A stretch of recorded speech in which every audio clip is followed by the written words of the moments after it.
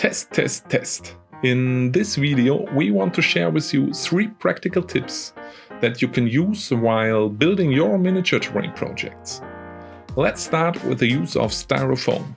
XPS is considered the ultimate material in terrain building, but for certain applications, Styrofoam is perfectly suitable.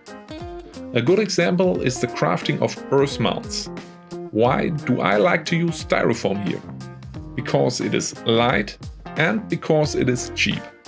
But above all, because it can be processed so easily and so quickly. You can model a rough shape with your hands, sand it with sandpaper, or work holes and caves into it with a pointy tool. Sealed with texture paste of putty, glue and sand, and nicely decorated, no one will suspect that this hill was built of Styrofoam. Let's continue with the super terrain building material that I just mentioned before. Yes, we are talking about XPS foam. In this case, we are talking about Styrodur in particular. Styrodur, or any XPS foam, is harder than Styrofoam and much finer poured. These characteristics allow us to make quite realistic rocks, for example. By plucking out chunks with pliers, some interesting fracture textures can be created. With this technique, you're able to carve out a rock like a master stone carver.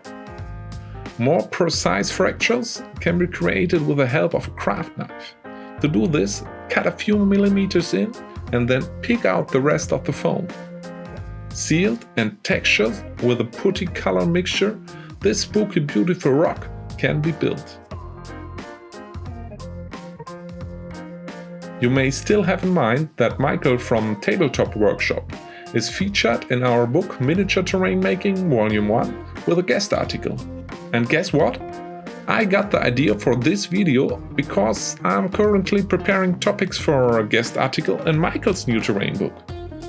There are also other miniature terrain builders involved that I'm sure you know. Mr. Zorper Zorp, Der Müller Tabletop Terrain, and the very well-known Black Magic Craft.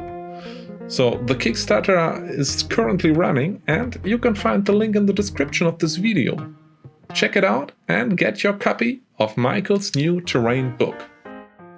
The final recommendation is to puncture your inner skulls and put them on a sharpened wooden spike. To do this, use standard hand borers of different sizes. Now drill until your hole in the skull has the diameter you need. Okay, that seems to fit.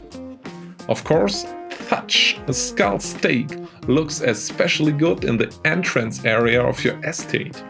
Together with additional skulls and some palisades, you can create an entrance situation with a frightening effect.